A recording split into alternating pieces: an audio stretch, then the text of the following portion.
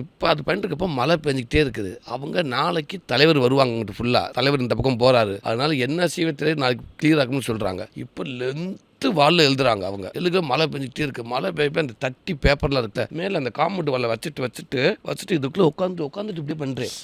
Artist அவர் ஆட்டுக்கு சாலு அப்படி அவரோட ஸ்டைல் அப்படி லைனாக பேர் எழுதிட்டு போயிட்டே இருக்காரு. சூரிய கமல் சீக்கிரமா என்ன அது 3 எழுத்தும் போயிருக்கு. போயிட்டே இருப்பார் அவர் அடுக்க.